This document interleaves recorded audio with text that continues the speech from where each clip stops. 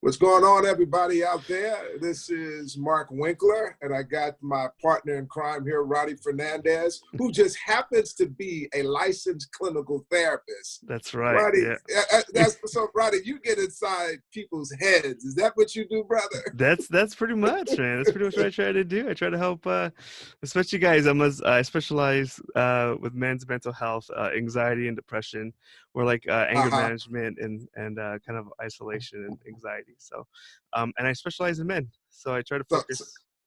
so Yeah. this is what I picture, right? Because men don't talk. So I picture you sitting across the room Uh-huh. and two guys just stared at each other No. Well. for 1 hour, and then it's over Uh-huh. because the guy didn't want to No. talk. Is that what See. happens? No. Well, that's the thing is, because well.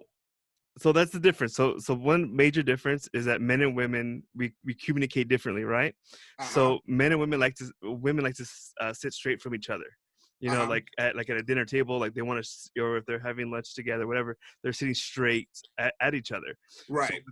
guys like to do things. So my Hmm. office is positioned a little differently, where I have like a half couch, on Okay. one angle, and I'm on the other side, because men tend to talk better side to side. And so It's like they're at a bar or something. yeah. So it's a little different. If you see two guys sit, usually one's not sitting across from the other. One's on one side and one's on the other side. I didn't, you know what? I can picture that. I didn't even think about that, but that's true, man. So that Yeah. helps to bring out, to start the conversation and to get the guy going. That's been your experience? Yeah, especially with you get stuff from, how guys usually bond and talk is through doing an activity, or like you fishing or anything like that. They're the shoulder Uh-huh. to shoulder. So Right, so that's true. so yeah, so Well, that's one of those things. well, this is a virtual conversation, so we're Yeah. sitting across from each other, Yeah, I'm still at an miles angle. apart. So we're still in the same space Yeah. to communicate as men. So let's Yeah. give the purpose of this is just for us, Ronnie and myself, everyone, to have a brief conversation about our experience as fathers and men. So we're going to jump into it and really talk about, I think the first thing, Ronnie, we should really touch on and talk a little bit about is the role of fathers in the home, Yeah. right? And Yeah. the importance of that. Now, from your perspective as a clinical therapist, Hmm. talk a little bit about what you've experienced with clients and families when the father's not in the home. So what tends to happen? So the balance between a mother and father is two different roles. So Hmm. talking, just kind of like, just how generally how it goes, Hmm. where the mom is a lot more nurturing, and then they Hmm. don't want to have the child to take more risks. Hmm. So there'll be a situation where the kid wants to climb up the tree, or Hmm. wants to like do something risky, and the mom will say, no, don't do that. And then Hmm. the father will say, no, let the boy go do it, like go ahead. Hmm. Right. And they'll take that risk, if they fall, they'll take care, that kind of stuff. But if Right. if there's not that balance, Hmm. then the child's not going to climb up that tree and not going to have, Yeah. go through that stress. And so that's where kind of how it is in general sense of like the importance of having both, parents in the picture. You know what I'm saying? Yeah. So now you'll see a lot of kids that have like really high anxiety, that don't want to Hmm. kind of go through stress, is because a lot of times, the mom doesn't want them to, to leave. They don't want them to kind Hmm. of explore a little bit more than if they would have a father figure involved. So you know what? It's funny, man, because when I work with families, right? I and I still do. I work with fathers extensively. That's my purpose and my mission. I found, but specifically when I was working with families, that experience that you speak about, the mother really holds the person close in a nurturing way, and so Yes, that's that introduction to compassion and passion. But the absolutely. father really is the pathway to the Correct. outside world, right? Yes. And how the child, boy child or girl child, should navigate that environment, right? Correct. And so when you don't have that balance, now I'm talking about, it doesn't necessarily have to be both parents, and I'm sure you are as well, both parents in the home. Mm-hmm. But if that dynamic is not present Oh. in a child's life, then that schism happens, and then that imbalance occurs. Yes, and Uh-huh. especially now where the father's not often in the home, we're seeing Hmm. more and more that dynamic where the Hmm. importance of having a role model of some sort of male figure is really Hmm. important. So again, this is not an end all be all. Like if you're a single mother, like Sure. it's not. It's just something that you have to be aware of, of either you're playing that really tough role of both is really Right. difficult. It's hard. It's doable, but it's really hard. Yeah. And then also finding, having the importance of finding an appropriate like father figure involved, to kind of bring into the child's life. Right. And I think that's vice versa, right? Because there was a time when I separated from my child's mother, Hmm. before I got into a relationship and got married, I was a single father, Hmm.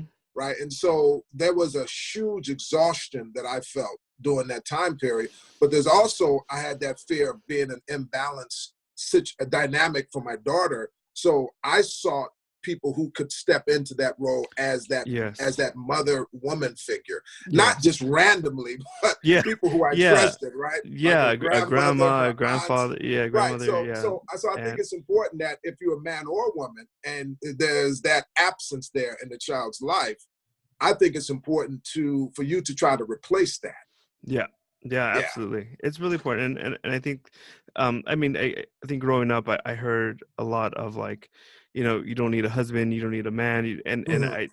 And I think that, you know, I see the message behind that, but then when Hmm. it kind of comes down, I think men sometimes feel that they're not important when they hear that. Right. Especially when we grew up with that kind of stuff. Sure.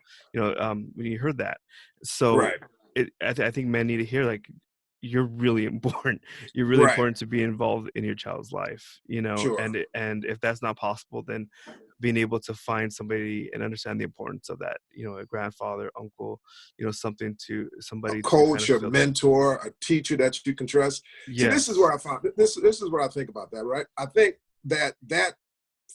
that phrase, that thinking came out of a hurt place, Yeah. right? People who were hurt in relationships with men, people Yes. who got let down in relationships with men, they're saying that you don't need someone who's going to hurt you in relationships. Yeah. But what they didn't think about was the other side of that coin, that what could hurt. So no one should have a situation in their life where they're being hurt, right? Yeah. But the Correct. other side of that coin, when you just take that as a blanket sort of thought or call to duty, call to action, and you don't try to have a balance in your child's life, then Yeah. the child will be hurt.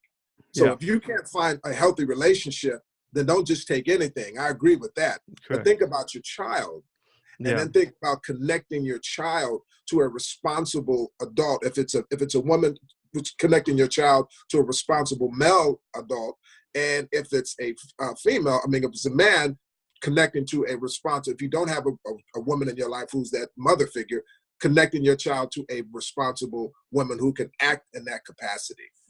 Yeah, no, Uh-huh. absolutely, and there's many ways to do that. I mean, sports is a great way. Uh-huh. The Boy Scouts, those church, those type of organizations, and just Hmm. being mindful of the importance of it, and uh, and Yeah. and I think, and just having men that are not married yet or that have some free time to be able to either volunteer or just get involved with children. And I think sometimes we don't see ourselves in that role, but Yeah. there's a lot of children that need positive male figures in their lives. Yeah, no, look, I agree 100%, man. And I think that, when we talk about fatherhood and motherhood, if we go to what precedes that, and that's just manhood and womanhood, right? I Yeah. think that if we can get this message, let's deal with men first, right? If we can get this Yeah. message to men, right, that if you eventually think about moving into fatherhood, Hmm. right, there's going to be certain things that you're going to have to consider, right? Yeah. And really start getting that message to them while they're in that formative developmental stage of Hmm. moving through those stations of life. And one of the most important things I think that we can teach them is that, as you move into that role, if you're going, because not all men become fathers, right? But Yeah. if you move, if you're moving towards that goal, that you have to consider certain things. And for me, I think considering being responsible to not only yourself, but start thinking about, self and community, right? Because, and then Hmm. family, one, and then start thinking about, ways that you can, be a better man, which eventually will make you a good father, Yeah. right? And Yeah. those, and some of those dynamics were just being accountable, learning how to be compassionate, learning how to be loving, learning how to be Yeah. dutiful. I think if we can get those principles and start instilling them into men as boys to men, men to fatherhood, then I Hmm. think we can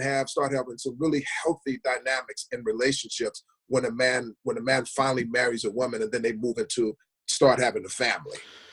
Yeah, yeah, Uh-huh. I think definitely. I mean, we have to start somewhere because it Hmm. seems, gosh, it seems like it's been, and I think we're doing this because we see the need. We see the Right. need of men, and the importance of men, and the how much they're needed, and how much a lot of them are not developing. They're Sure. kind of staying in the whole, like, Peter Pan kind of syndrome where they Right. want to just run around with the lost boys. They lost boys forever. Yeah, and imaginary uh you know uh Tinkerbell, so Right. Right. so Right. uh so there, a lot of them are stuck, and so Hmm.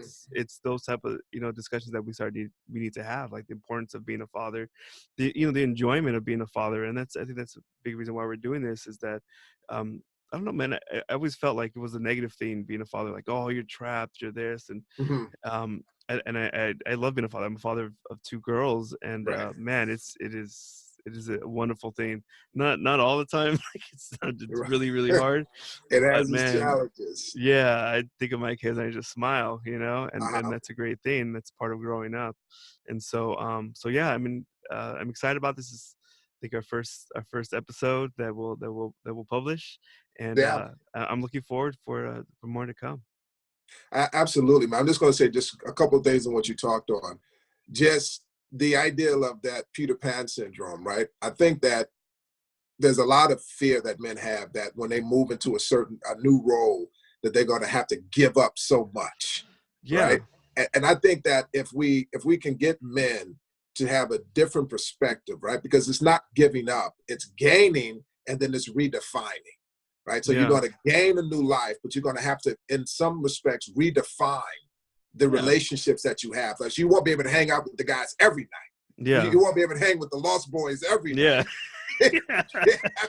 You have to choose maybe once a week, but Yeah. then make that a meaningful night and make Yes. that something cool, something special. So we can start having that conversation with men now, young men now, and then as they grow into that new role, they will be ready and willing to accept the changes that come with that, and they won't be so resistant. Because I Yeah. think in that resistance, that's why I think women get so much, pushback, and then they start saying, "Well, I don't need this in my life. I Yeah. can do it Yeah, by absolutely. myself," right? Yeah. So anyway, I'm excited as well, Ronnie, about moving forward with this type of conversation because I think it's necessary.